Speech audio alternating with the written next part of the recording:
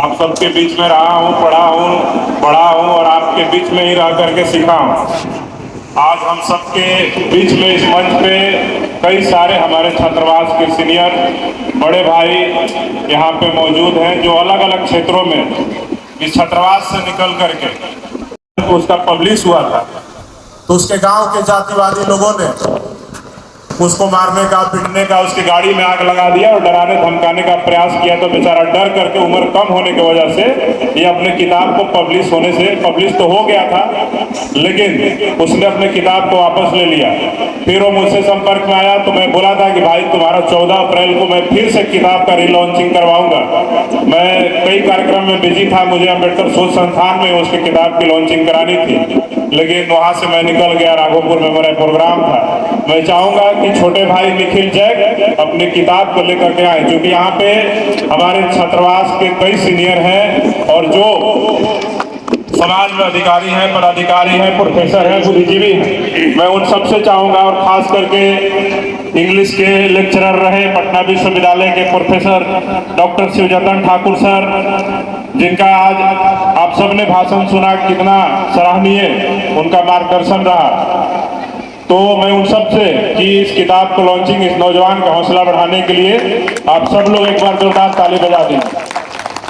ये अनुसूचित जाति समाज से नहीं है, पिछड़े वर्ग से आते हैं, लेकिन इन्होंने बोला कि मुझे भीम आर्मी पे भरोसा है, भैया आप पे भरोसा है, आप किताब लॉन्च करा दीजिएगा तो हमको कोई तंग नहीं करेगा। तो हम चाहते हैं कि भारत दर्पण जो किताब इसने लिखा है,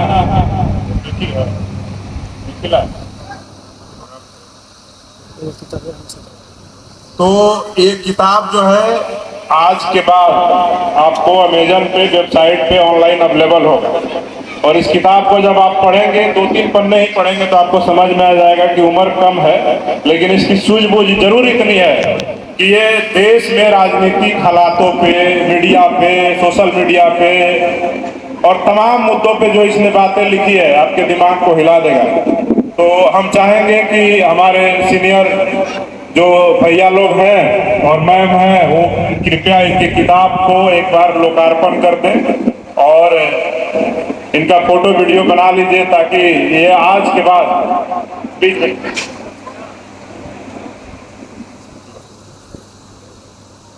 इधर निखिल इधर देखिए। अभी प्रिंट करवाया था इसने, लेकिन अब परेशानी की वजह से थोड़ा वो हो गया। लेकिन हम चाहेंगे कि इस किताब को सबको पढ़ना चाहिए, खास करके युवा वर्ग को। ये 12वीं पास छात्र है, छपरा सारण का रहने वाला है। 26 जनवरी 2026 नेशनल लेवल पे पब्लिश हुआ। 1 मंथ में 300 कॉपी सेल हुआ, 4.7 रेटिंग था। तो 8 मार्च को मेरे घर पे कुछ लोग आते हैं, मेरे बाइक को जला देते हैं और गन निकाल कर मुझे ये धमकी देते हैं कि मैंने जो मेंशन किया है मैं हिंदू राष्ट्र बनाऊंगा। तो ये मैं कैसे बोल सकता हूँ कि हमारे देश में हिंदू राष्ट्र नहीं बनेगा। बेसिकली अगर आप भारत दर्पण के पन्नों को पलटोगे तो आपको पता चलेगा भारत दर्पण में लिखा क्या है। ओपनली मैं इस स्टेज से ये बोलना चाहता हूँ कि मेरा भारत देश महान नहीं है। एंटी नेशनल का आप मुझे टैग दे सकते हो, मेरे पास हजारों उदाहरण है कि मैं ये कैसे बोल सकता हूँ मेरा भारत देश महान नहीं है। जिस देश में प्रतिदिन 4 वर्ष की लड़कियों के साथ गलत होता हो, जिस देश में प्रतिदिन 5 वर्ष की लड़कियों के साथ गलत होता हो, जिस वर्ष में प्रतिदिन प्रेग्नेंट औरत के साथ गलत होता हो और उसके पास एविडेंस हो, फिर भी हमारा सिस्टम कुछ न करता हो, तो क्या ये हमारा कर्तव्य नहीं बनता है कि हम अपने सिस्टम से सवाल करें, हम अपने लोग से सवाल करें, अपने समाज से सवाल करें। मैंने जब भीम आर्मी के बारे में रिसर्च किया तो मुझे पता चला भीम आर्मी एक ऐसी आर्मी जो हमारे देश में खड़ा होती है किसानों के लिए, हमारे देश में खड़ा होती है जो लोग प्रतिदिन जातिवाद धर्मवाद के चपेटे में फंसे हुए हैं, वो खड़ा होती है जो प्रतिदिन विद्यार्थी आत्महत्या कर रहे हैं, उन लोगों के साथ ये आर्मी खड़ा होती है। तो मैंने सोचा कि भारत दर्पण का विचार भीम आर्मी के साथ 100% मिलती है।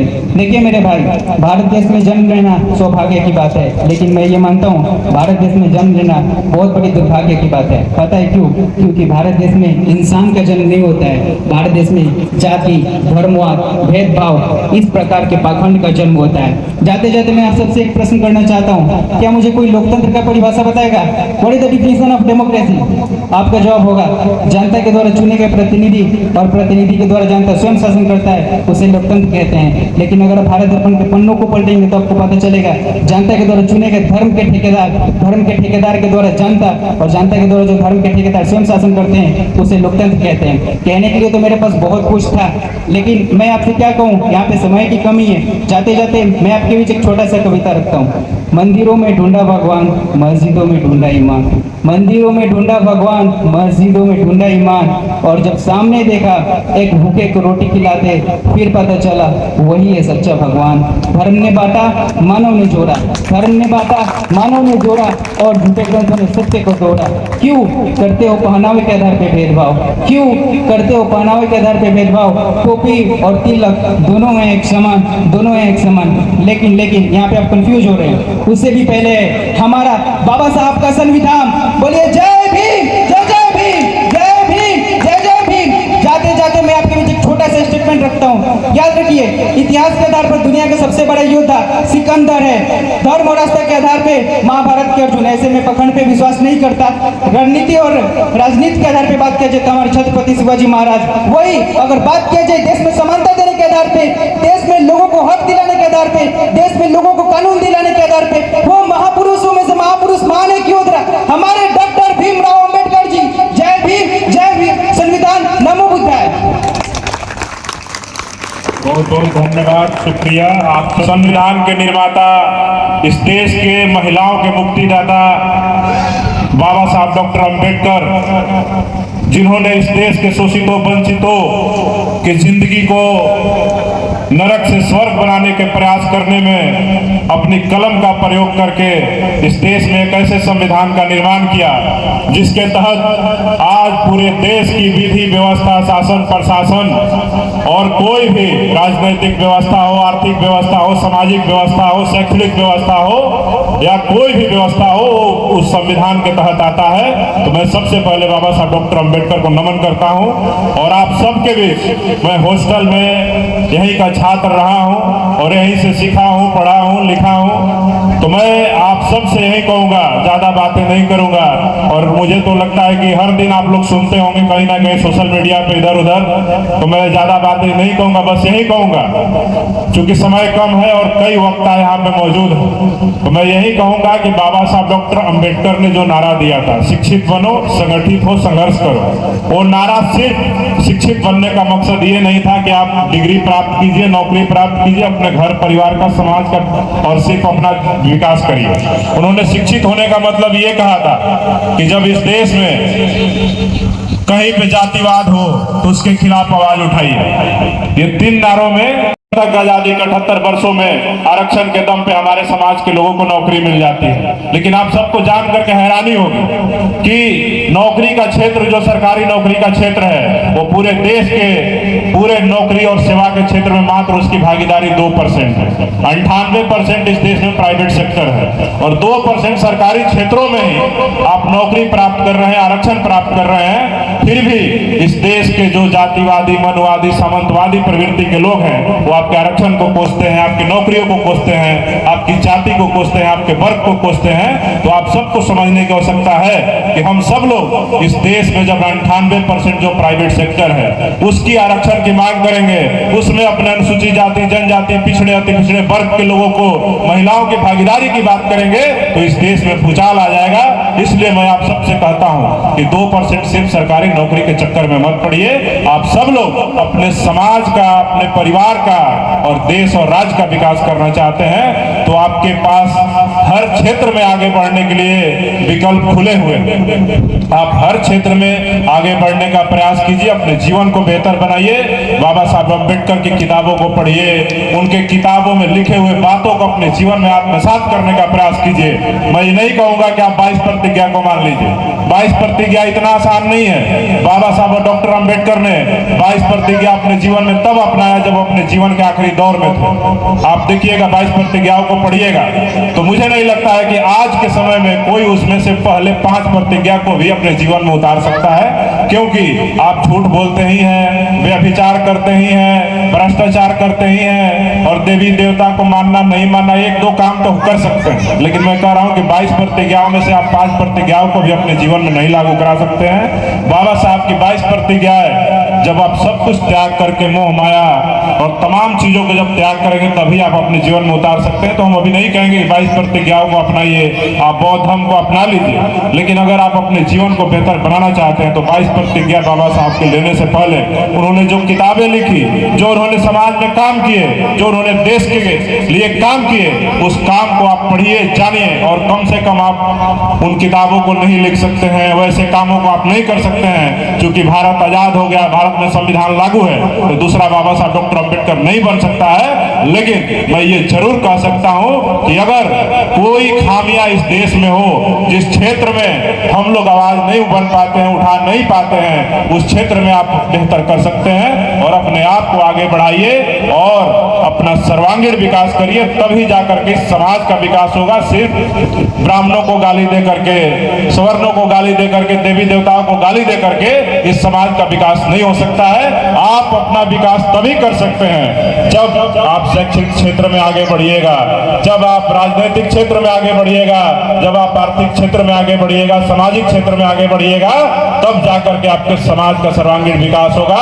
आज भी इस देश के अनुसूचित जाति के पास 55% से ज्यादा लोगों के पास अपनी रहने के लिए जमीनें नहीं है। कोई सड़क किनारे, नदी किनारे, नाले किनारे, नहर किनारे, बांध किनारे रहने को यह समाज मजबूर होता है, जिसके लिए आप अक्सर देखते हैं कि बिहार के अंदर आवाज उठती है कि हर भूमिहीन को 5-5 डिसमिल जमीन दे दिया जाए, लेकिन सरकार भी प्रयास करती है, लेकिन उसको सफल नहीं हो पाती है। अभी आप सबको एक नया बात आपको पता चलेगा आज के बाद, कल के अखबारों में, कि बिहार के मुख्यमंत्री नीतीश कुमार जी ने बिहार को छोड़ दिया है और आज से बिहार के नए मुख्यमंत्री सम्राट चौधरी जी बन गए हैं, जो इस बिहार के गृह मंत्री थे, उप मुख्यमंत्री थे। तो अब आप सबको समझना पड़ेगा कि हमारे हक अधिकार कहाँ सुरक्षित है, हमको कहाँ लड़ना है, किस मुद्दे की लड़ाई लड़नी है। उन मुद्दों पे आप अपनी बात को रखिए, बोलिए। सोशल मीडिया का दौर है, आज आप नहीं समझ सकते हैं। यहाँ पे मंच पे बैठे हुए कई सरकारी कर्मी हैं। बिहार सरकार ने एक गैजेट जारी किया है कि आप सोशल मीडिया पे कुछ लिख नहीं सकते हैं, बोल नहीं सकते हैं, सार्वजनिक मंचों पे जा नहीं सकते हैं। तो ये तो बस शुरुआत है मेरे भाइयों।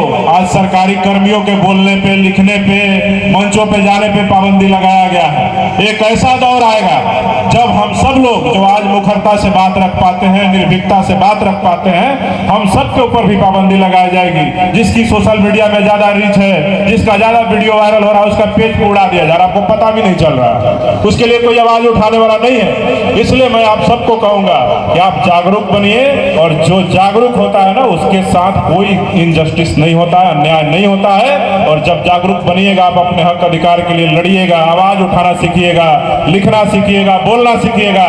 मैं आपको लिख करके देता हूं, आपको कोई भी ताकत आपको दबा नहीं सकती है, कोई भी ताकत आपको रोक नहीं सकती है। मैंने इसी हॉस्टल से अन्याय, अत्याचार, शोषण के खिलाफ लड़ना सीखा, और आज इसी हॉस्टल से निकल करके पूरे बिहार में और देश के सबसे बड़े बहुजनों का जो संगठन है, भीम आर्मी का मैं प्रदेश अध्यक्ष हूं। और मैं विधायक, सांसद, मंत्री नहीं हूं, लेकिन इस समाज ने जो पिछले 5 से 7 वर्षों में हम लोगों ने किया है, उस संघर्ष के दम पे आज पूरे बिहार में अगर मुझे कोई जानता है तो ये हॉस्टल का भी कहीं ना कहीं योगदान है, कि जिसके वजह से जहां से हम सब ने सीख करके लड़ना फिरना सीखा, अन्याय, शोषण, अत्याचार के खिलाफ आवाज उठाना सीखा, और आंख में आंख डाल करके सरकार के लोग हो या प्रशासन के लोग हो, उनसे सवाल पूछना सीखा।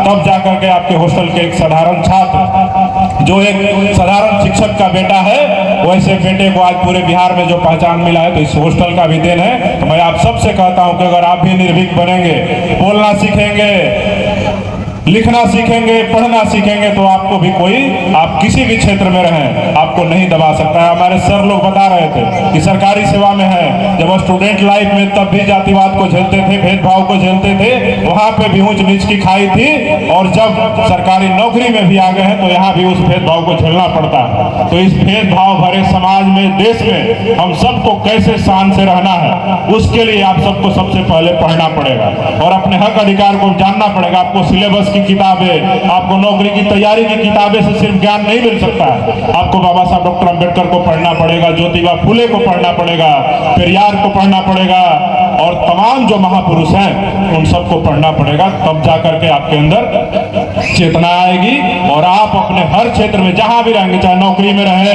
चाहे राजनीति में रहे, चाहे समाज में रहे, चाहे गांव में रहे, आप कभी भी दबेंगे नहीं, ना कभी आप झुकेंगे, ना कभी बिकेंगे, ना कभी रुकेंगे। और इसलिए मैं आप सबको अपनी बात खत्म करते हुए यही कहना चाहता हूं कि आप सभी लोग, आप जिस भी फील्ड में हैं, आप अपना 100% एफर्ट दीजिए, हमारे नौजवान युवा साथी, और अपने फील्ड में बेहतर करके आप ऐसा मुकाम हासिल करिए कि आप अपने हॉस्टल का नाम, अपने समाज का नाम, अपने परिवार का नाम जहां भी रहिए रोशन करिए। बहुत बहुत धन्यवाद, शुक्रिया। जय भीम, जय भारत, जय संविधान। बहुत बहुत धन्यवाद भैया आपको।